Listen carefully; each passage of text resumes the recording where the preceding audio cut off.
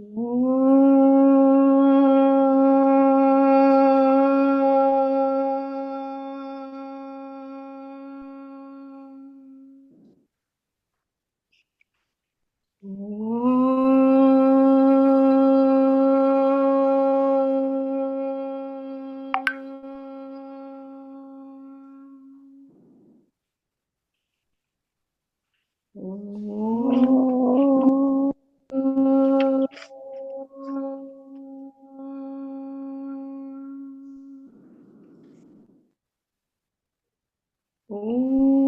सहनाववतु सहनौ भुनक्तु सह वीर्यं करवावहै तेजस्विनावधीतमस्तु मा विद्विषावहै।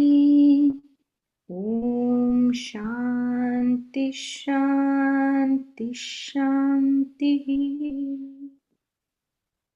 गुरुर्ब्रह्मा गुरुर्विष्णु गुरुर्देवो महेश्वरः गुरुः साक्षात् परब्रह्म तस्मै श्री गुरवे नमः। तस्मै श्री गुरवे नमः। तस्मै श्री गुरवे नमः।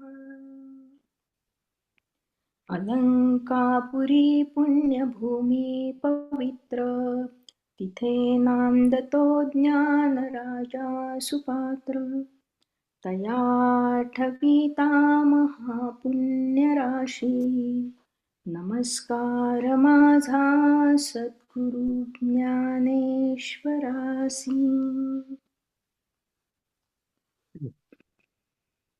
नमस्कार मंडळी, 13वा अध्याय आपला सुरू आहे आणि आज कोण वाचणार आहे? गोश्वारा मी वाचणार आहे. नाही, गोश्वारा माधवी ताई. गोश्वारा मी वाचणार आहे. अच्छा. आणि महेश, तुम्हाला पुढच्या वेळी वाचायचं मला वाटतं. नाही, तिचं नवीन आज आलंय. हो, नाही गोश्वारा तुम्ही आता गोश्वारा पुढच्या वेळी वाचायचं आहे. पुढच्या वेळी याच करेक्ट. तर यावेळेस माधवीला सांगितलं.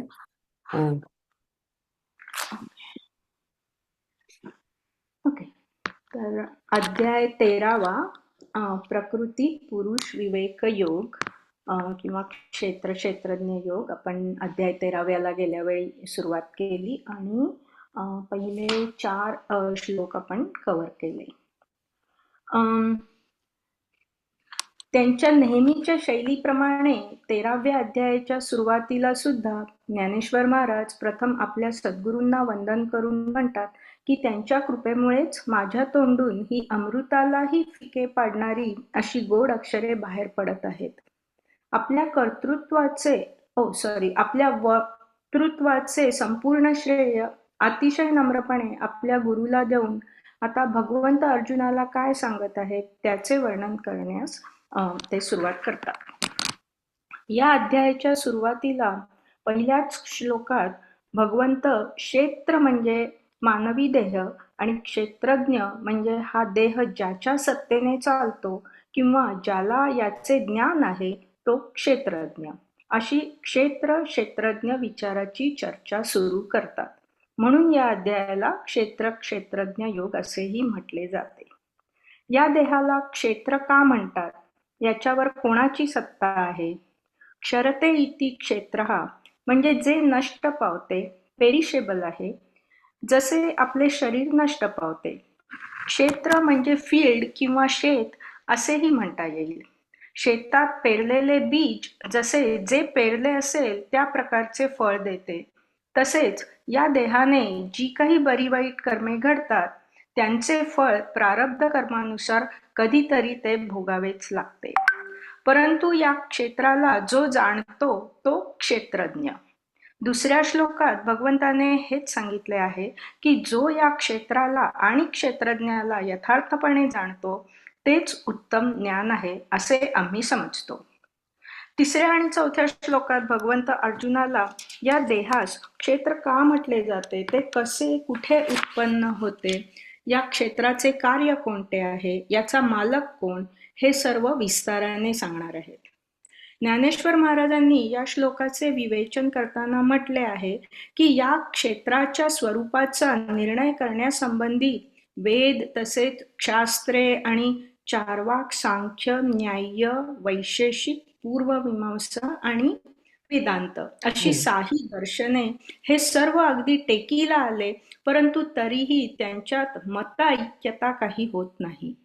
त्याच्याबद्दल सर्वांमध्ये अखंड वादविवाद चालूच आहेत. प्रत्येक जण आपलेच म्हणणे खरे म्हणतो आणि दुसऱ्याचे मत खोडून काढतो. अगदी साक्षात ब्रह्मदेव आणि भगवान शंकर यांनी देखील क्षेत्राच्या स्वरूपाचा निर्णय करण्यासाठी अपार कष्ट घेतले, परंतु त्याचा निश्चित निर्णय अद्याप झालेला नाही.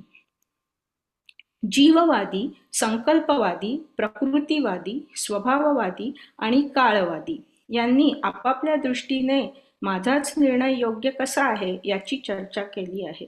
या सर्वाचे वर्णन ज्ञानेश्वर माऊलींनी अतिशय खुमासदार पद्धतीने केले आहे. जीववादी लोक म्हणतात क्षेत्र हे जीवाच्या मालकीचे आहे आणि प्राणाला त्याने कुळ म्हणून ठेवले आहे. आता कुळ म्हणजे काय हे आपल्यापैकी बऱ्याच जणांना माहिती असेल, पण जसे एखादा जमीनदार कुळाला आपली जमीन कसायला देतो, तो स्वतः नाही कसत. तर कारण जीवाकडे नसलेले हे शेतकी चालवण्याचे सर्व सामान प्राणाकडे आहे. त्याचे अपान, व्यान, उदान, समान हे 4 भाऊ त्याला मदत करतात आणि मनासारखा कुशल कारभारीही त्याच्याकडे आहे. हा कुळ म्हणून ठेवलेला प्राण रात्रंदिवस मेहनत करून विषयरूपी शेतात कुकर्मरूपी बीजे पेरून पापाचे प्रचंड पीक काढतो किंवा सत्कर्मरूपी बीजे पेरून पुण्याचे पीक काढतो. पण इन ईदर केस पुढच्या शेकडो जन्मांची तयारी करतो.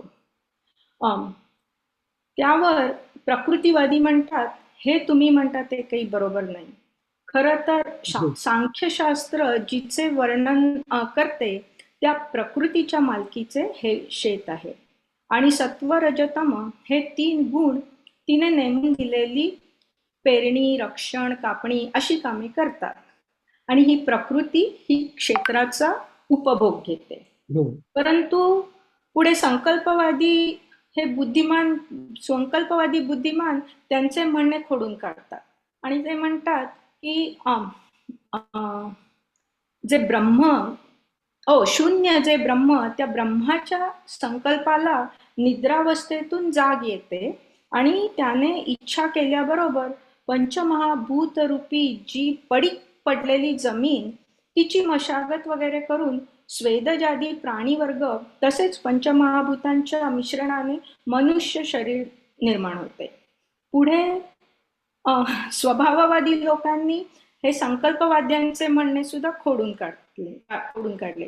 त्यांच्या मते क्षेत्र हे स्वभावतःच झाले असून हे कुणाच्याही मालकीचे नसून जो त्याची व्यवस्थित काळजी घेतो त्यालाच ते उपभोगायला मिळते. येथून पुढे काळवादी त्यांना विचारतात, अरे असे आहे तर मग एकटा काळच या क्षेत्राचा उपभोग कसा काय घेतो? आमच्या मते क्षेत्र हे मृत्यूरूपी सिंहाची दरी आहे. हा काळ सिंह ब्रह्मदेवाचा सत्यलोक किंवा स्वर्गलोक किंवा मृत्यूलोक या सर्व ठिकाणी अगदी त्याचा पंजा पसरलेला आहे, म्हणून ही सर्व काळाचीच सत्ता आहे. तर अर्जुना, क्षेत्रासंबंधाने असे पुष्कळ वादविवाद आहे.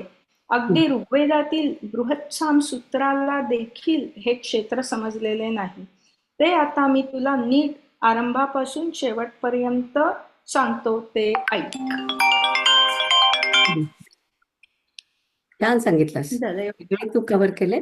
आता मला थोडंसं तुम्हाला सांगायचं आहे, तर मी आपल्या चार्टवरती टाकलेलं होतं ते, तर त्याचंच थोडंसं स्पष्टीकरण आधी देते आणि 5व्या आणि 6व्याची थोडीशी प्रस्तावना, असं मी एवढं आज बोलणार आहे. तर आधी माधवीचा प्रश्न होता की आपले जे हे आहेत काय दर्शन आहेत, दर्शनांबद्दल सांगायचं. तर दर्शनांमध्ये वैशेषिक जे आहेत त्यांचं म्हणजे मी ती लिस्ट दिली आहे त्याच्या प्रमाणेच बोलते की त्यांनी म्हटलं आहे की प्रत्यक्ष आणि अनुमान एवढंच आम्ही मानतो. तर प्रत्यक्ष म्हणजे काय, आपल्याला समजा कोणी दिसलं तर किंवा तुम्ही ऐकलं काही तर ते प्रत्यक्ष झालं. बहुतेक सगळेजण म्हणतात हा प्रत्यक्ष ऍक्सेप्टेड आहे सगळ्यांना. नंतर अनुमान म्हटलं होतं आपण, की अनुमान म्हणजे आपण म्हटलं होतं की जर का आपल्याला धूर दिसला तर आपण म्हणतो तिथे आग लागली आहे, हे आपलं अनुमान आहे. आपल्याला कोणी सांगितलं नाही की तिथे आग लागली, पण आपलं ते अनुमान असतं. तर वैशेषिक म्हणतात प्रत्यक्ष आणि अनुमान या दोन गोष्टी आम्ही ऍक्सेप्ट करतो. नंतर सांख्य जे आहेत ते म्हणतात की ओके, प्रत्यक्ष, अनुमान आणि शब्द म्हणजे आपल्या वेदात जे काय सांगितलंय ते सगळं, ते आम्ही ऍक्सेप्ट करतो. नंतर नैयायिक म्हणजे जे न्यायाची बाजू घेऊन बोलतात, त्यांनी त्याच्यात आणखीन एक ऍड केलंय. ते म्हणतात ओके, प्रत्यक्ष ठीक आहे, अनुमान छान आहे आणि उपमा पण चांगली आहे. आता आपण ज्ञानेश्वरांच्या एवढ्या उपमा पाहिल्या तर त्या उपमा आपल्याला जो काही भाग आहे ते समजून घ्यायला मदत करतात. म्हणून न्यायिक म्हणतात की उपमान पण छान आहे आणि शब्द ते पण म्हणतात की ते त्यांना ऍक्सेप्टेड आहे. त्याच्यानंतर मीमांसक जे आहेत तर मीमांसक ते म्हणतात की प्रत्यक्ष, अनुमान, उपमा, शब्द, अर्थापत्ती आणि अनुपलब्धी. अनुपलब्धी म्हणजे लब्ध होत नाही ते असं. तर त्याच्या आधी आपण इथले दोन शब्द बघूया. एक म्हणजे अर्थापत्ती म्हणजे काय की तुम्हाला जुन्या लोकांचे ज्या बायका बोलायच्या, आता तुम्ही समजा टिळकांचं वगैरे चरित्र वाचलं तर त्यांची बायको त्यांचं नाव घ्यायचे नाही. आणि तर तुम्ही त्यांच्या घरी गेलात आणि समजा म्हटलं टिळक आहेत का, तर त्या पण सांगतील तुम्हाला छत्री दिसत नाहीये खुंटीवर. छत्री दिसत नाही खुंटीवर याचा अर्थ काय की ते नाही आहेत घरी. किंवा काठी दिसत नाही म्हणजे मग ते नवरा आहे तो घरी नाही आहे. असं आपल्याला त्याच्यापासून अर्थापत्ती करायला लागते की त्याच्यापासून स्पष्टीकरण आपणच जोडायला लागतं. तर ती अर्थापत्ती पण मीमांसकांना ऍक्सेप्टेबल आहे. आणि अनुपलब्धीचं उदाहरण म्हणजे असं म्हणता येईल की ती जी वस्तू नसते त्याचा आपण अनुमान लावतो. समजा तुम्हाला म्हटलं की आत्म्याची जी आपली व्याख्या आहे ती आपण नाही नाही अशीच करतो ना, की आत्मा म्हणजे काय, तो स्थूल नाही, तो सूक्ष्म नाही, तो कारण नाही, असं सगळं तो जो नाही आहे तो आत्मा आहे अशी आपण त्याची व्याख्या करतो. किंवा आपण परमेश्वराच्या बाबतीत जर का आपण म्हटलं तर आपल्या जेव्हा तुम्ही काय म्हणतो आपण रोज आपण जे म्हणतो त्याच्यामध्ये गुणातीत किंवा अवस्थातीत, म्हणजे त्याला अवस्था नाही आहे, त्याला गुण नाही आहे, तो असा आहे. म्हणजे बहुतेक सगळ्या नाही गोष्टी आपण सांगतो आणि त्याच्यावरून आपण निष्कर्ष काढतो की ते परमेश्वराबद्दल बोलत आहे. तर याला अनुपलब्धी म्हणतात की जी गोष्ट नाही आहे त्याच्या म्हणजे बाकीच्या अनुषंगाने तुम्ही म्हणायचं की त्याचे म्हणजे त्याचं अनुमान आपण लावतो की ती जी काय वस्तू आता इथे नाहीये, पण तिचं आपण अनुमान कसं लावतो की जे आपल्याला सांगितलं की ते नाहीये त्याच्यावरून आपण लावतो. तर ती अनुपलब्धी सांगितली. तर मीमांसकांना या सगळ्या ऍक्सेप्टेड आहे. नंतर अद्वैतवादी म्हणजे आपण जे आहेत सगळेजण, आपल्याकडे पण अशीच 6 गोष्टी ऍक्सेप्टेड आहेत. एक म्हणजे प्रत्यक्ष म्हणजे जेव्हा दृष्टीला जे काय दिसतं ते.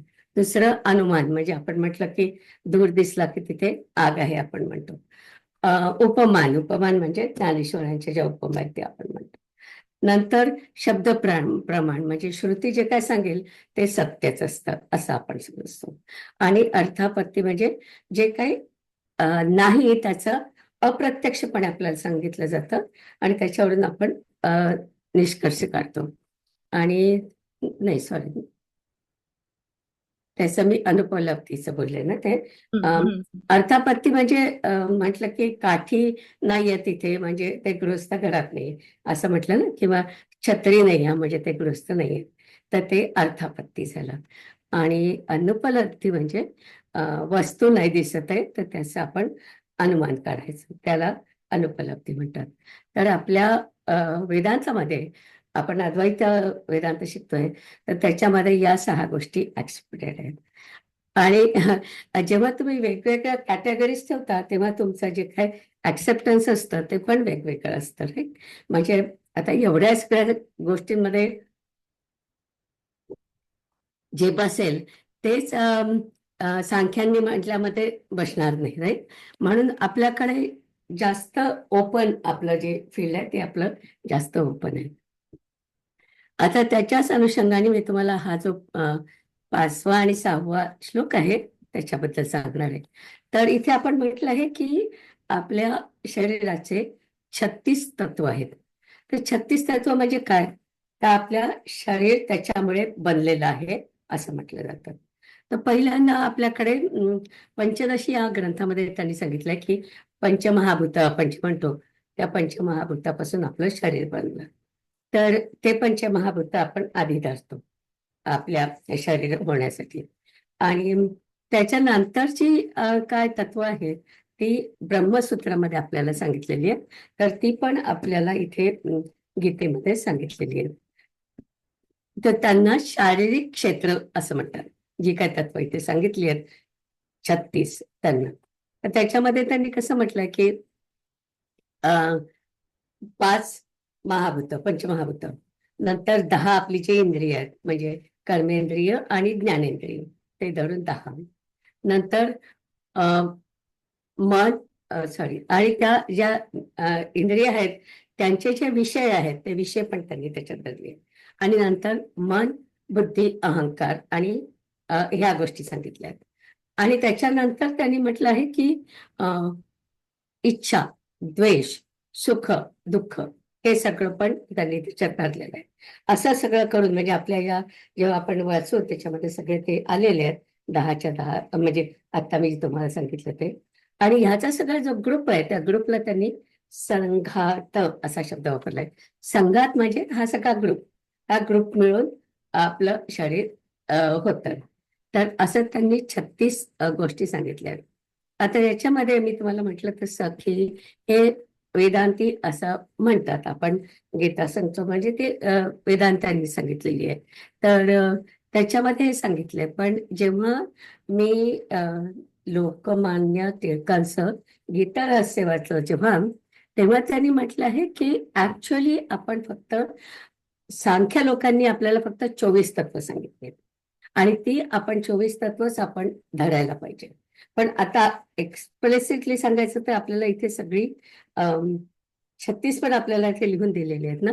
मग त्याच्यावरती म्हणजे टिळकांचं काय म्हणणं आहे की बुद्धी, मन या गोष्टी आहेत त्यांना आपण ते आपले विकार आहेत म्हणजे आपल्या ऍक्शन्स आहेत त्या की आपल्याकडे तर त्यांचं असं म्हणणं की त्यांना आपण स्वीकार तत्व असं म्हणूया.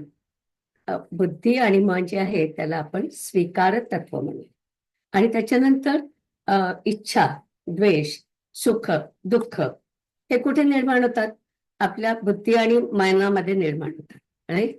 तर मग जर का आपण मन आणि बुद्धी ऑलरेडी धरलं तर मग पुन्हा इच्छा, द्वेष आणि सुख, दुःख हे वेगळं कसं काय धरायचं? तर आता हे जे इच्छा, द्वेष, सुख आणि दुःख जे आहे त्याला आपण सविकार तत्व असं म्हणूया.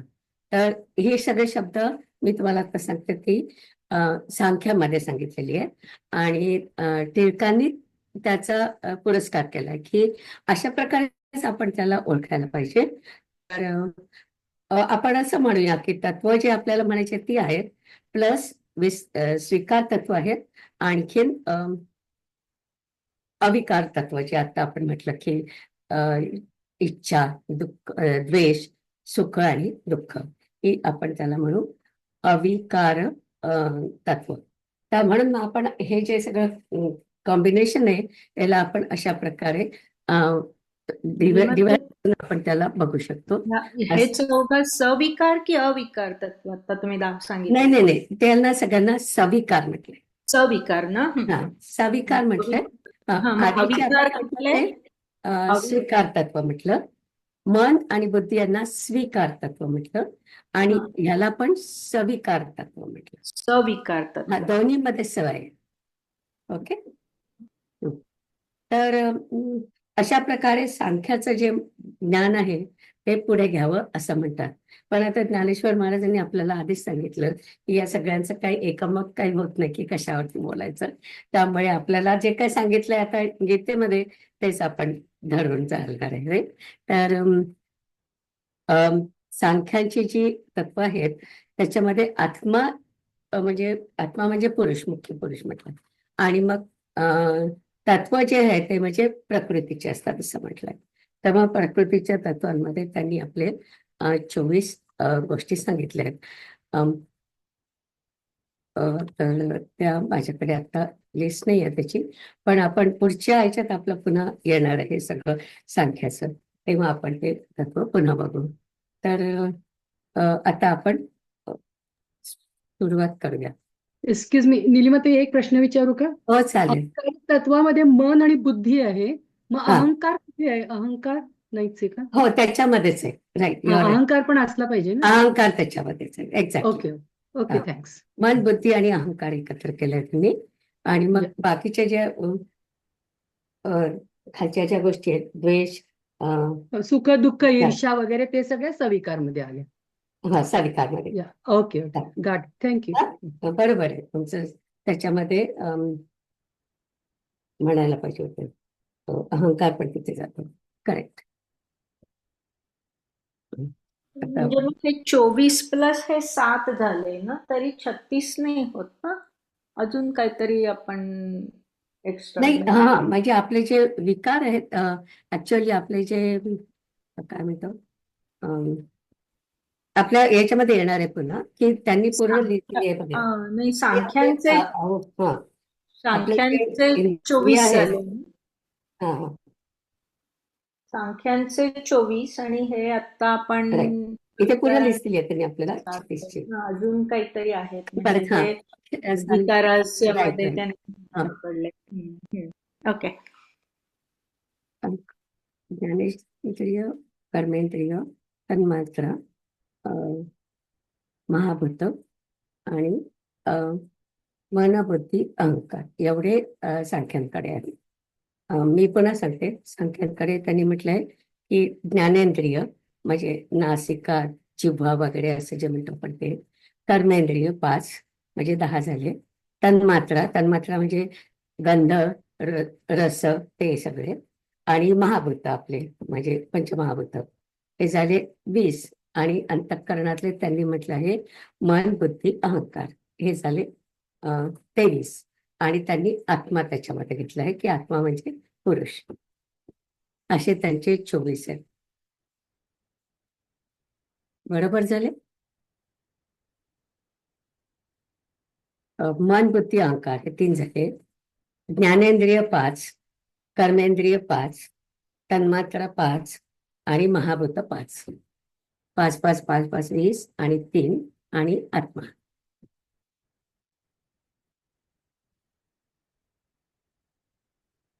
झालं बरोबर माधवी?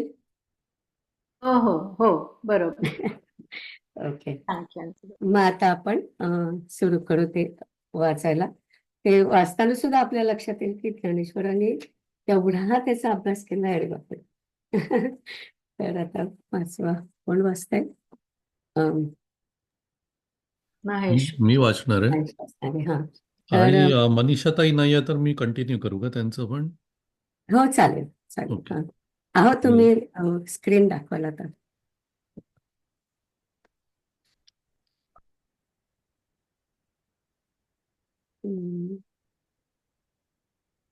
तुम्ही म्यूट वर आहात.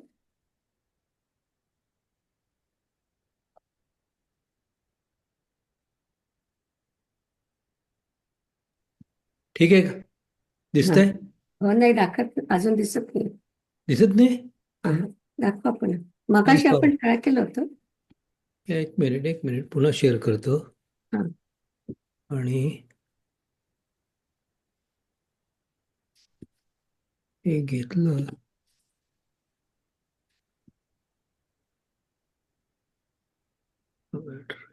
हा, आला आला, सॉरी. है ना? हं.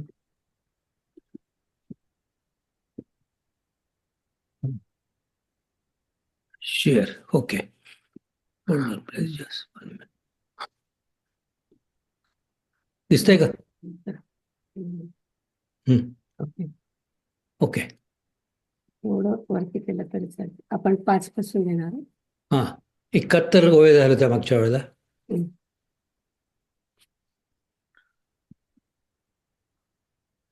महाभूतान्य अहंकार. अहंकारो हं. बुद्धिरव्यक्तमेव एव च हं. इंद्रियाणि दशैकं च पञ्चं च इन्द्रियगोचरः हं. इच्छा द्वेषा सुखदुःखं सङ्घाच्चेतना धृतिः हं. एतत् क्षेत्रं समासेन हं.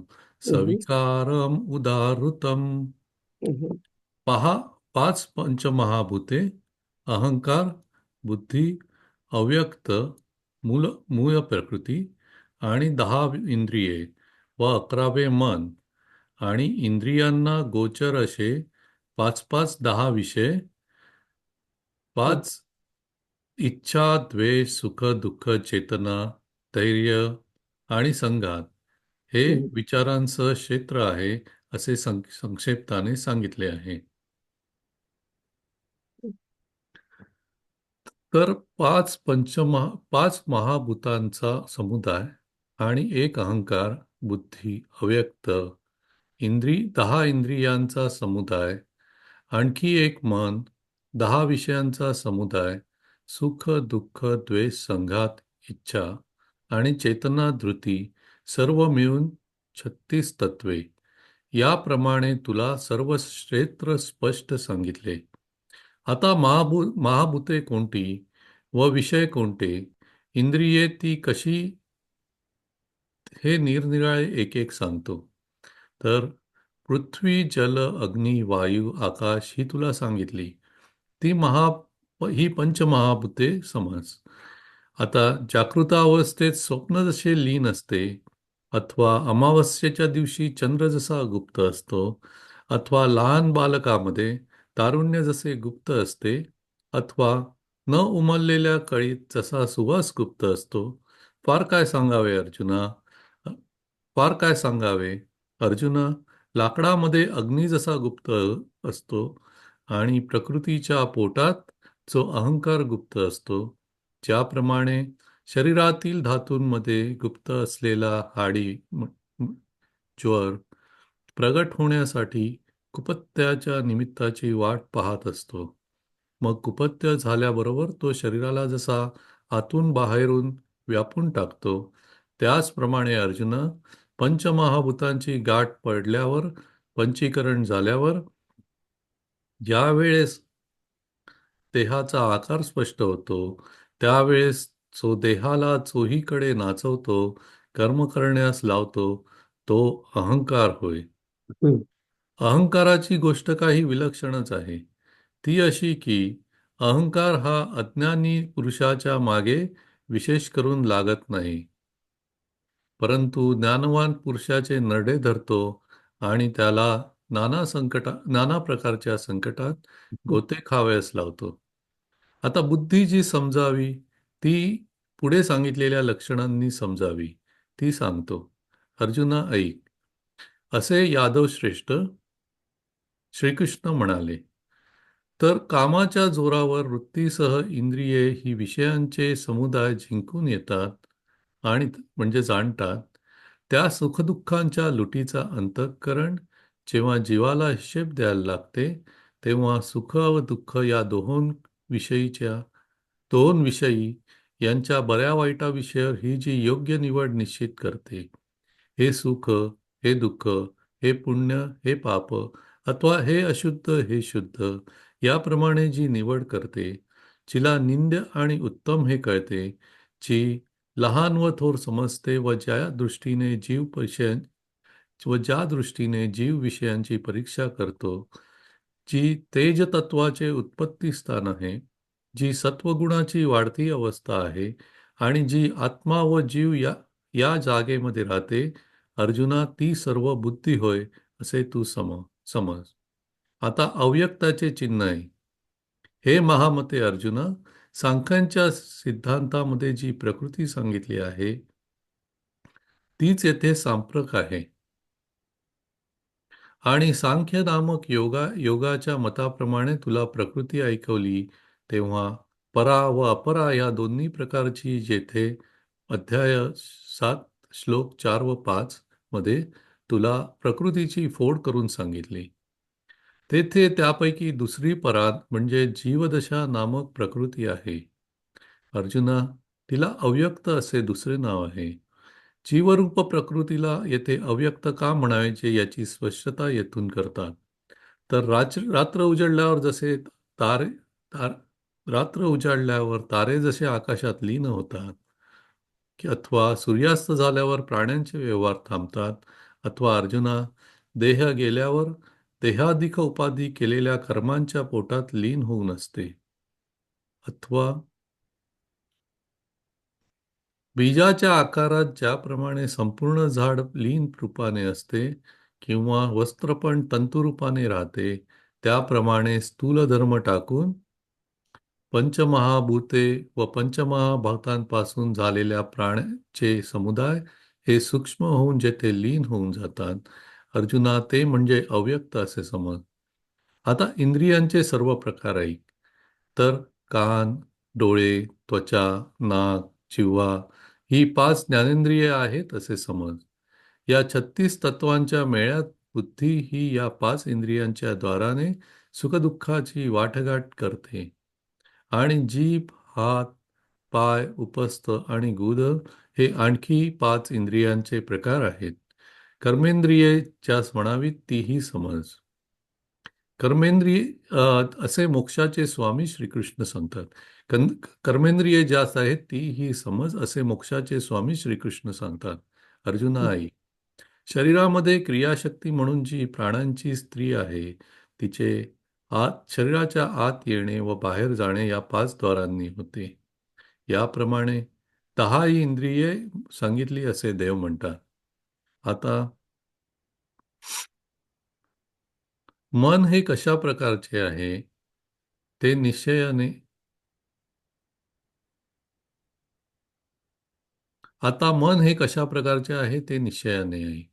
जे मन इंद्रिये आणि बुद्धी यांच्यामधील जागेत रजोगुणाच्या खांद्यावर म्हणजे आश्रयावर चंचलप्रमाणे असते, आकाशातील निळ्या रंगाप्रमाणे अथवा मृगजरावरील दातांप्रमाणे ज्याचा व्यर्थ खोटा भास होतो, आणखी रेत व रक्त यांचा मिलाप झाला असता पंचभूतात्मक शरीराचा आकार तयार होतो, मग तेथे त्या शरीरात एकच वायुतत्व स्थान करून भेदे करून पंच प्राण व पंच उपप्राण असे 10 प्रकारचे झाले. मग त्या 10 प्रकारच्या वायूंनी देहधर्माच्या बळकटीने त्या प्राण्यांच्या शरीरामधील जागा ठरल्या गेल्या. त्या जागांचा आश्रय केला. त्या ठिकाणी शुद्ध म्हणून त्या चांचल्याचे रजोगुणाचे बळ धरले, आश्रय केला. ते चांचल्य बुद्धीच्या बाहेर अहंकाराच्या उरावर आणि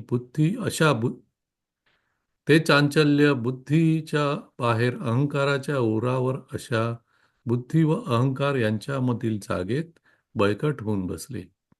त्या चांचल्याला मन हे व्यर्थ नाव आहे. वास्तविक पाहिले तर ती एक मूर्तिमंत कल्पनाच आहे व त्या मनाच्या संगतीने वस्तूला म्हणजे ब्रह्माला जीवदशा प्राप्त झाली आहे. जे प्रवृत्तीला मूळ आहे व कामाला जे बळ आहे आणि जे अहंकाराला अखंड चेतविते, जे इच्छेला वाढविते, आशेला चढविते व अर्जुना भयाचे संरक्षण करते. द्वैत जेथे उत्पन्न होतो, ज्या योगाने अविद्या बलवान झाली आहे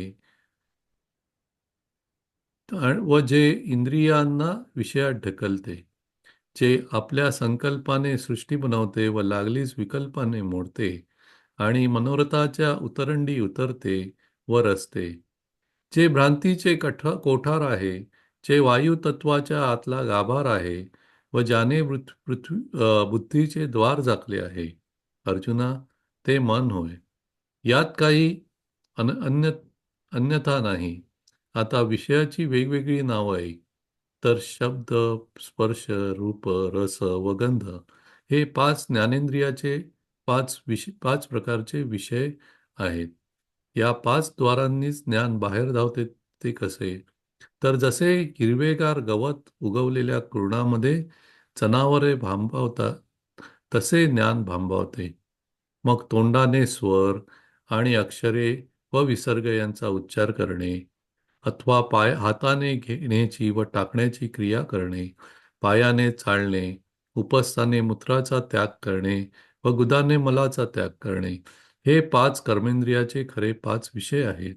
व त्याचा पहाड बांधून त्यावरून क्रियेचा व्यवहार चालू राहतो. याप्रमाणे हे 10 विषय या देहामध्ये आहेत.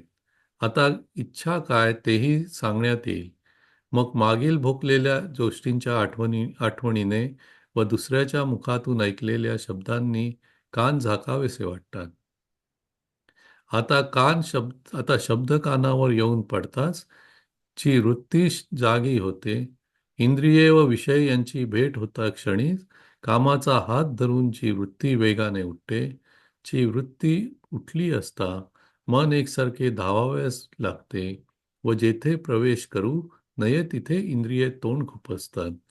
ज्या वृत्तीच्या प्रेमामुळे बुद्धी वेडी होते व ज्या वृत्तीला विषयाची गोडी असते, अरे अर्जुना, ती इच्छा असे तू समज. आणि इच्छा केल्याप्रमाणे इंद्रियांना इच्छित विषय प्राप्त न होणे अशी स्थिती घडून आली असता तेथे उत्पन्न होणारी जी वृत्ती, तिला द्वेष असे म्हणतात. आता याप्रमाणे सुख ते या प्रकारचे आहे, हे असे समज की एकाच्या योगाने जीव सर्व विसरून जातो, जे मनाला, वाचेला आणि कायेला आपली शपथ घालते, व्यापार बंद करते आणि जे देहस्मृतीचे बळ मोडीत काढते, जे उत्पन्न झाले असता प्राण पांगळा शांत होतो, सात्विक वृत्ती पूर्वीपेक्षा दुपटीच्या वर वाढते. आणि अर्जुना, जे सर्व इंद्रिय वृत्तींना हृदयरूपी एकांत स्थळात आणून फक्त व त्यास तेथे थोपटून गाढ निद्रा आणते. फार काय सांगावे. जीवाला आत्म्याचा लाभ म्हणजे ऐक्य ज्यावेळी प्राप्त होते, तेथे जी स्थिती प्राप्त होते त्या स्थितीला सुख असे नाव आहे. आणि अर्जुना, अशी म्हणजे स्थिती प्राप्त एक न मिनिट होणे. थांबा. हम्म. हे जे सगळं सांगितलं हे पुन्हा वाचायला पाहिजे. म्हणजे आपलं सुख म्हणजे काय, दुःख म्हणजे काय, इतकं छान तिने तिथे एक्सप्लेन केलेलं आहे. आणि म्हणजे सुरुवात होते तुमच्या इच्छेप्रमाणे. इच्छा पूर्ण झाली तर तुम्हाला आनंद होतो, नाही झाली तर तुम्हाला द्वेष येतो. ते सगळं इतकं सुंदर लिहिलंय त्यांनी, तर पुन्हा खरं एकदा वाचायला पाहिजे म्हणजे बरं. घरी. हा, जाऊया पुढे. चालेल. आणि अर्जुना, हे जे सर्व इंद्रिय वृत्तांना हृदयरूपी एकांत स्थळात आणून व त्याच तेथे थोपटून गाढ निद्रा आणते. फार काय सांगावे. जीवाला आत्म्याचा लाभ ऐक्य ज्या ठिकाणी ज्यावेळी प्राप्त होतो, तेथे जी स्थिती होते त्या स्थितीला सुख हे नाव आहे. आणि अर्जुना, अशी स्थिती प्राप्त न होता जे जगणे तेच सर्वथा दुःख आहे असे समज. ते सुख मनोरथांच्या संगतीने प्राप्त होत नाही. एरवी मनाने मनोरथ करण्याचे सांगून दिले की ते स्वतःच सिद्ध आहेत. मग 2च उपाय, मनाची स्थिरता व मनाची चंचलता, सुखदुःखाला कारणीभूत आहे. अर्जुना, आता असंग साक्षीभूत आणि अशा चैतन्याची देहामध्ये जी सत्ता आहे, तिला येथे चेतना हे नाव आहे. जी पायांच्या नखापासून तो मस्तकाच्या केसापर्यंत शरीरामध्ये नेहमी खडखडीत जागत असते व जी 3ही अवस्थांमध्ये बदलत नाही. मन, बुद्धी वगैरे जिच्या जो योगाने प्रसन्न असतात व जी नेहमी प्रकृती शरीररूपी वनाचा वसंत ऋतू आहे, जी जड व चेतन पदार्थात सारखी वागते, ती अर्जुना चेतना होय. हे मी तुला खोटे सांगत नाही. आपला लवाजमा वगैरे किती आहे हे राजास ठाऊक नसतानाही त्याची आज्ञा जशी परचक्राचे निवारण करते, अशा पूर्णचंद्राच्या उदयाने समुद्रास भरती येते. पण आपल्या योगाने समुद्रास भरती आली हे जसे चंद्रास माहीत नाही, अथवा लोहचुंबकाची जवळी लोखंडाला हालचाल करावयास लावते, अथवा सूर्याची संगती जशी लोकांना व्यापार करावयास वाटते, अरे अर्जुना, कासवी ज्याप्रमाणे आपल्या पिल्लाचे पोषणमूक लावण्यासाठी नुसते पाहण्याने करते, अर्जुना, त्याप्रमाणे या शरीरात आत्मसंगती ही चढाला चेतन दशेला आणते.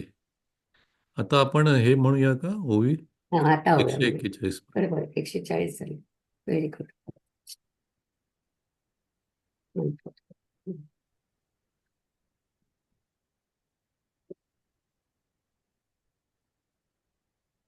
तरी महाभूत पंचकू आणि अहंकारू एकू बुद्धी अव्यक्त दशकू इंद्रियांचा आणि काही एकू विषयांचा दशकू सुखदुःख देशू संघात इच्छा आणि चेतना धृती एवं क्षेत्र व्यक्ती सांगितली तुझ प्रीती आगवीची.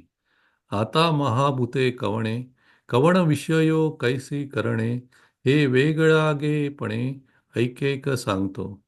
तरी पृथ्वी आप तेज वायू व्योम इये तुझ सांगितली पूज पंचभूते पांचे आणि जागतिये दशे स्वप्न लापले असे ना तरी अवसे चंद्रगुढू नाना अप्रौढ बाळकी तारुण्य राहे तोकी कान फुलता कळकी आमोदू जैसा किंबहुना काष्टी वन्नी जेवी किरीटी तेवी प्रकृतीचा पोटी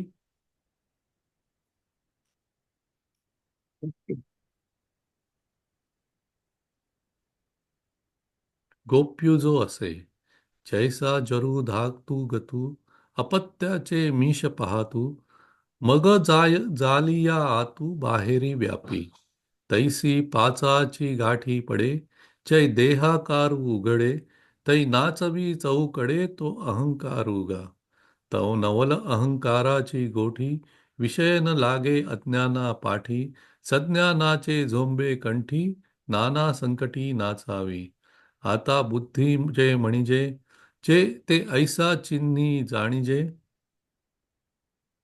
बोलिजे यदुराजे ते आईगे सांगो तरी कंदर्पाचेनी बळे इंद्रिये वृत्ती चैनी मेळे विभांडूनी येती पाळे विषयांचे तो सुखदुःखांचा नागोवा चेथ उमाळणो लागे जीवा तेथ दोहीन सिंहा बरवा पाडूजे तरी हे सुख हे दुःख हे पुण्य हे दोष का हे मय हे चोख ऐसे निवडी चिये अधमोत्तम सूजे चिये साने थोर बुजे चिया दिठी पारखिजे विशो जीवे चे तेज तत्वाची आदी ते जे सत्वगुणाची वृत्ती चे आत्मया जीवाची संधी वसवित असे अर्जुना ते गा जाण बुद्धी तू संपूर्ण आता आईके ओळखण अव्यक्ताची पै सांख्यांचा सिद्धांती प्रकृती जे महामती तेची येथे प्रकृती अव्यक्त गा आणि सांख्य योग मते प्रकृती परिसविली तुते ऐसी दोही परिजेते विवंचिली तेथ तुझी जे जीवदशा तिये नाव विरेशा येते अव्यक्त ऐसा परवाओ हा तरी पाहा लया रजनी तारा लोपती गगनी का हारपे अस्तमानी भूतक्रिया ना तरी देहो गेलिया पाठी तेहा दीक किरीटी उपाधी लपे पोटी कृतकर्मांचा का बीज मुद्रे आतू धोके तरु समस्तू का वस्त्रपण तंतू दशे राहे तैसे सांडोनिया स्थूळ स्थूळ धर्म भूतभूते भूतग्राम लया जाती सूक्ष्म होऊनी जेथे अर्जुना नावे तया नावे अव्यक्त हे जाणावे आता आईके आगवे इंद्रिय भेद तरी श्रवण नयन त्वचा घ्राण रसन ये जाणी ज्ञान करणे पांचे ये तत्वमेळा पंकी सुखदुःखाची उखविखी बुद्धी करिते मुखी पाचे इही मग वाचा आणि कर चरण आदी अधोद्वार पायू हे प्रकार पाच आणिक कर्मेंद्रिये मणिपती ती ये जाणीजती आईके कैवल्यपती सांगत असे पै प्राणाची अंतरी क्रियाशक्ती जो शरीरी तियेची रिगिनिगी द्वारी पाचे इही एव दहा ही करणे सांगितले देवो म्हणे परिसा आता पूढपणे मन ते ऐसे जे इंद्रिया आणि बुद्धी माझा रिलिये संधी रजो गुणांचा खांदी तरळत असे निळीमा अंबरी का मृगतृष्णा लहरी तैसे वायांची फरारी वाहो जाहले आणि शुक्र शोणिताचा सांदा मिळता पाचांचा बांधा वायू तत्व दशदा एकची जाहले मग तीही दाही भागी देहधर्मांचा खैवगी अधिष्टिले अंगी आपुलाला जेथ चांचल्य निखळ एकले ठेले निखाळ म्हणूनी रजाचे बळ धरिले तेणे ते बुद्धीस बाहरी अहंकाराची या उरावरी ऐसा ठाई माघारी बळीयावले वाया मनते नाव एरवी कल्पनाची सासेव चयाचेनी संगे जीव तशा वस्तू जे प्रवृत्तीसी मूळ कामाजयाचे बळ चे अखंड सुये छळ अहंकारासी चे इच्छे ते वाढवी आशे ते चढवी चे पायी पुरवी भयासी गा द्वैत जेथे उठी वैविद्या जेथे लाठी चे इंद्रिया ते लोटी विषयान माझी संकल्प सृष्टी घडी सर्वेंची या विकल्पुनी मोडी मनोरथांची या उतरंडी उतरी रची चे भुलींचे कुहर वायुतत्वांचे अंतर बुद्धीचे द्वार झाकविले जेणे ते गा किरीटे मन या बोला नाही आन आता विषयाभिधान भेदू आईके तरी स्पर्शु आणि शब्दू रूपरस गंधू हा विषयो पंचविधू ज्ञानेंद्रियांचा ऐहिची पायचे द्वारी ज्ञानासी धाव बाहेरी चैसा का हिरवे चारी भांबावे पशु मग स्वरवर्ण विसर्गू अथवा स्वीकार त्यागू चंक्रमण उत्सर्गू विष्णू मूत्राचा हे कर्मेंद्रियांचे पाच विषयागा साच चे बांधोनिया माच क्रिया धावे ऐसे हे दाही विषय इथे ये देही आता इच्छा तेई सांगी जैल तरी भूतले आठवे का बोले कानू झाकावे ऐसिया वारी चतवे चेगा वृत्ती इंद्रिया विषयांचे भेटी सरसीची वेगे उठी कामाची बाहुटी धरुनिया चिये चेनी उठिलेपण मना सैन्य धावणे म रिकावे तेथ करणे तोंडे सुती चिये वृत्ती चिया आवडी बुद्धी होय वेडी विषया जिया गोडी तेगा इच्छे आणि इच्छी लिया सांगडे इंद्रिया आमिषन जोडे तेथ जोडे ऐसा जो डावो पडे तोची द्वेषू आता यावरी सुख ते एवं विध देख चेणे एकेची अशेष विसरे जीवू मना वाचे काये चे आपुली आणवाये देह स्मृतीची त्राये मोडित जे ये जयाचेनी जाले पण पांगुळा होई जे प्राणे सात्विकासी दुणे वरीही लाभू का अवाघवियाची इंद्रिय वृत्ती हृदयांचा एकांती तापटुनी सुषुप्ती आणि जे गा किंबहुना सोये जीवत आत्मयाची लाहे तेथ जे ओहे नाम तया नाम सुख आणि ऐसी ही अवस्था न जोडता पारता जी जे तेची सर्वथा दुःख जाणे ते मनोरथ संगे नव्हे एरवी सिद्धी गेलेची आहे हे दोन्हीची उपाये सुखदुःखासी आता संगा साक्षीभूता तेही चैतन्याची जे सत्ता तिये नाम पांडुसुता चेतना येत चे नखोशी केशवरी उभी जागे शरीरी चे तीही अवस्था तरी पालटेना मनबुद्ध्यादी आघवे चियेंचेनी टवटवी व प्रकृती वन माधवी सदांची जे चडाजरी जडी अंशी राहटे जे सरसी ते चेतनागा तुझसी लाटिके नाही पै रावो परिवारू नेणे आज्ञाची परचत्र जीणे का चंद्राचेनी पूर्णपणे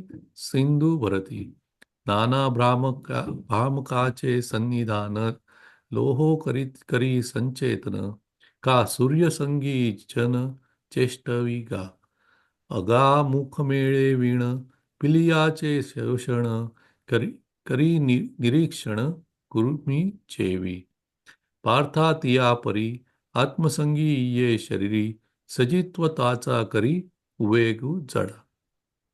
छान. दोघांचे छान वाचलात तुम्ही. बरंच झालं वाचन. ओके, आता कोण असते? प्रतिभाताई आहे. पण आता आधी पुढे मागे जायला पाहिजे ना ते वाचायला. हो, आधी अर्थ वाचायचा आहे, नंतर हा.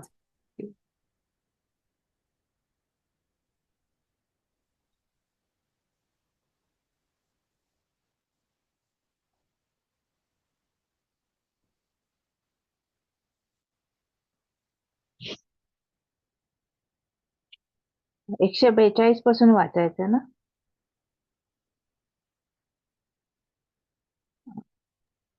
इथून Yes. हो, 142 पासून. हा. तर पंचमहाभूतांमध्ये नाही, एकमेकांच्या त्याच्या आधीचा.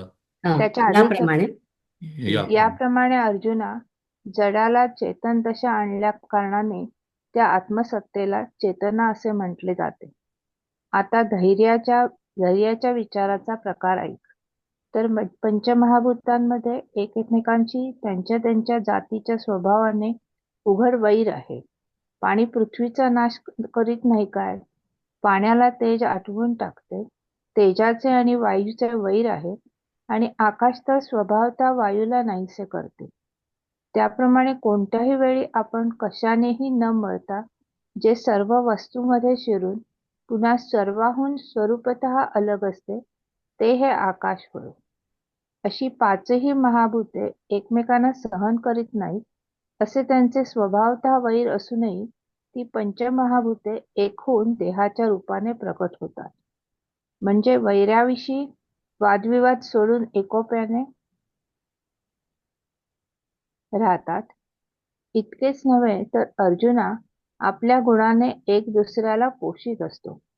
याप्रमाणे ज्यांचे स्वभावतः एकमेकांची पटत नाही त्यांची एकमेकांची मैत्री असणे हे ज्या धैर्याच्या योगाने चालते त्याचे नाव धृती असे मी म्हणतो. आणि अर्जुना वर सांगितलेल्या या 35 तत्वांचा जीवाभावाने असणारा समुदाय हा समुदाय येथे 36वे संघात नावाचे तत्व जाणावे. याप्रमाणे 36 प्रकार तुला स्पष्ट सांगितले. या एवढ्यांना क्षेत्र म्हणतात हे प्रसिद्ध आहे. चाक, जू वगैरे रथाच्या भागांच्या समुदायास अर्जुना ज्याप्रमाणे रथ म्हणावे किंवा शरीराच्या वरच्या व खालच्या अवयवास एकत्र मिळून जसे देह हे नाव येते. हत्ती, घोडे वगैरेच्या समुदायास जैसे सैन्य हे नाव उत्पन्न होते किंवा अक्षरांच्या समुदायांना वाक्य म्हणतात अथवा ढगांचा समुदाय आभाळ या नावाने बोलला जातो, अथवा सर्व लोकांना मिळून जग हे नाव सर्व लोक हे जग हे नाव येते, अथवा तेल, वात व अग्नी यांचा एके ठिकाणी संयोग करून ठेवणे, तोच लोकात दिवा म्हणून प्रसिद्ध होतो. त्याप्रमाणे ही 36 तत्वे ज्या एकत्वाने जमा होतात, त्या समुदाय परत्वाने त्यास क्षेत्र असे म्हटले जाते. लागवडीस आणलेल्या या शरीराच्या योगाने येथे शरीररूप शेतात पाप-पुण्यरूप पीक पिकते. म्हणून आम्ही कौतुकाने या देहाला क्षेत्र असे म्हणतो. कित्येकांच्या मताने याला देह असे म्हणतात, पण आता हे राहू दे. या क्षेत्राला अनंत नावे आहेत, परंतु परब्रह्माच्या अलीकडे व स्थावर अखेरपर्यंत धरून त्या दोहोंच्या दरम्यान जे जे काही उत्पन्न होते व नाहीसे होते, ते सर्व क्षेत्रच होय. परंतु गुण, कर्म यांच्या संगतीत सापडले असता देव, मनुष्य, सर्प वगैरे जातींच्या वेगवेगळेपणाने या क्षेत्राची रचना होते. अर्जुना, हाच गुणांचा विचार तुला पुढे अध्याय 14 मध्ये सांगण्यात येईल. सांप्रत आता ज्ञानाचे स्वरूप सांगतो. क्षेत्र तर आम्ही तुला विकारासह विस्तारपूर्वक सांगितले, म्हणून आता उदार ज्ञान ऐक. ज्या ज्ञानाकरता योगी हे स्वर्गाचा आडमार्ग उल्लंघून आकाश गिळतात, मूर्ध्नी आकाशाचा लय करतात, ज्या ज्ञानाकरता योगी सिद्धीची इच्छा करत नाही आणि ऐश्वर्याची पर्वा करत नाही आणि योगासारखी कष्टसाध्य गोष्ट तुच्छ मानतात, ज्या ज्ञानाकरता कित्येक लोक तपरूपी डोंगरी किल्ले ओलांडून पलीकडे जातात आणि कोट्यवधी यज्ञांच्या अनुष्ठानातून पार पडतात आणि कर्मरूपी वेलाची उलथापालथ करून आचरण करून त्याचा त्याग करतात, अथवा ज्या ज्ञानाकरता कित्येक उघड्या अंगाने अंतर्बाह्य परिग्रह टाकून भजन मार्गाने धावतात व कित्येक सुषुम्नेच्या भुयारात शिरतात. याप्रमाणे मुनीश्वरांना ज्या ज्ञानाच्या ठिकाणी इच्छा असते व ते मुनीश्वर ज्या ज्ञानाकरता वेदरूपी झाडाचे पान न पान हिंडतात, म्हणजे संपूर्ण वेदाचे अध्ययन करतात. अर्जुना, गुरुसेवेने ते ज्ञान मिळेल या बुद्धीने त्या सेवेवरून आपला जन्म ओवाळून टाकतात. ज्या ज्ञानाचा प्रवेश अविद्या नाहीशी करतो आणि जीव व ब्रह्म यांचे ऐक्य करून देतो. जे ज्ञान इंद्रियांची द्वारे बंद करते, बहिर्मुख वृत्तीचे पाय मोडते आणि जे मनाचे दारिद्र्य नाहीसे करते. द्वैतरूपी दुष्काळ नाहीसा होतो व सर्वत्र समबुद्धीच्या बोधरूपी सुबत्तेचे दिवस येतात. ज्या ज्ञानाची प्राप्ती अशी स्थिती प्राप्त करून देते, जे ज्ञान उन्मत्तपणाचा ठावठिकाणा नाहीसा करते व जे जबरदस्त भ्रांतीस नाहीसे करते व जे हे आपले आणि दुसऱ्यांचे ही गोष्टच शिल्लक राहू देत नाही. अर्जुना, जे ज्ञान संसाराला मुळासकट उपटून टाकते व संकल्परूपी चिखल साफ धुवून टाकते व आकलन करण्यास कठीण अशा परब्रह्माला जे ज्ञान व्यापून टाकते, ज्या ज्ञानांच्या प्रकाशाने बुद्धीची दृष्टी उघडते व जीव आनंदाच्या पोटावर लोळतो, असे जे ज्ञान जे पवित्रपणाचा एकच ठेवा आहे व जेथे जे प्राप्त झाले असता विषयाने विटाळलेले मन शुद्ध करता येते. देहबुद्ध्यादी अनात्म पदार्थ मी आहे, म्हणजे मी जीव आहे, असा भ्रमाचा क्षयरोग आत्माला जो झाला होता, तो रोग ज्याचा सहवास बरा करतो, ते ज्ञान. इथे थांबूया. हं. हं. थांबूया का इथे? हा हा आणि आता ओव्या वाचायच्या. थोडासा वेळ होणार आहे, पण आपण तरी ओव्या संपवूया. बर. म्हणजे जिथपासून सुरुवात केली 140 मला वाटतं का.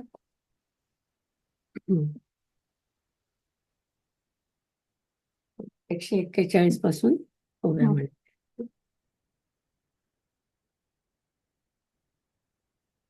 अर्थात यापर्यंत.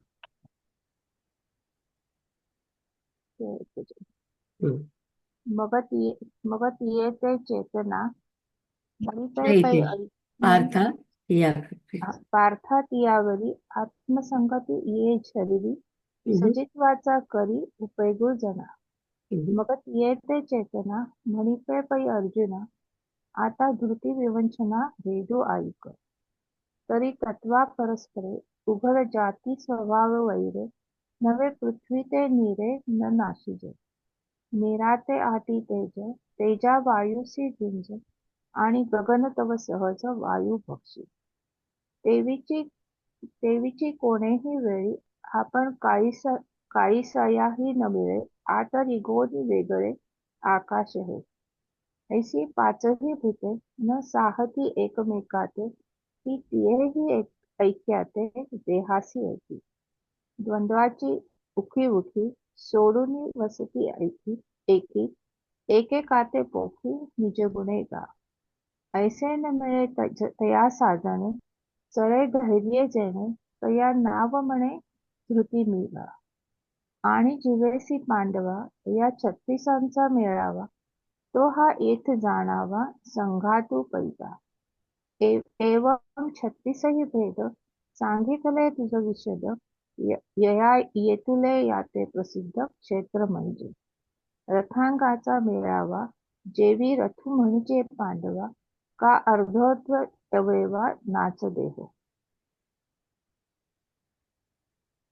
करी तुरुंग समाजे सेना नाम निखजे का वाक्य म्हणजती पुंजे अक्षरांचे का जळधरांचा मेळा वाच्य होय आभारा नाना लोका सकळा नाम जप का स्नेहसूत्र वन्नी मेळू एके स्थानी धरीचे जो जनी रिपू होय तैसी 36 ये तत्वे मिळती जेणे एकत्वे तेणे समूह परत्वे क्षेत्र म्हणिते आणि वाहतेनी भौतिके पाप पुण्य इथे येथे पिके म्हणून आम्ही कौतुके क्षेत्र म्हणू एकाचेनी मते देह म्हणती ययाते परी ऐसो है अनंते नामे यया पै परतत्वा अरवतोय आणि स्थावरता आतवतोय जे काही होते जाते ते क्षेत्रची हे परी सुरनर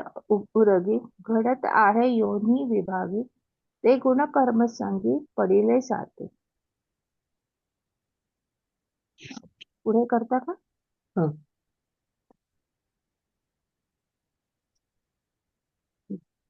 हेची गुणविवंचना जरा थोडं खाली हेची गुणविवंचना पुढा म्हणी पैल अर्जुना प्रस्तुत आता ज्ञाना रूप दाऊ क्षेत्र तव सविस्तर सांगितले सविकार म्हणून आता उदार ज्ञान आयुक जया ज्ञाना लागी गगन गिळताती योगी स्वर्गाची आडवंगी उमरळोनी न करीती सिद्धीची चाड न धरिती वृद्धीची भीड योगा ऐसे दुवाड हेळसिती तपो दुर्गे ओलांडित ऋतुकोटी ओवांडित उलथनी सांडित कर्मवल्ली नाना भजन मार्गी धावत उघडा अंगी एक रिगताती सुरंगी सुषुप्नीचे ऐसी जय ज्ञानी मुनीश्वरासी उतानी वेद तरुंचा पानोवानी हिंडताती देईल गुरु सेवा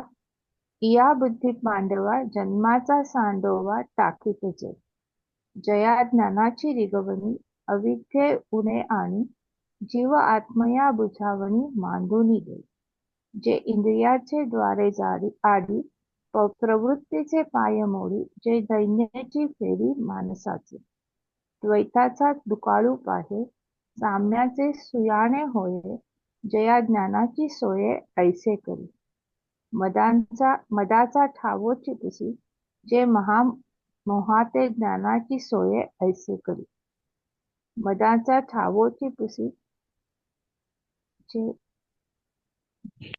जे महामोहाते ग्रासी नेदी आपुपरू ऐसी भाषौर जे संसाराचे उन्मळी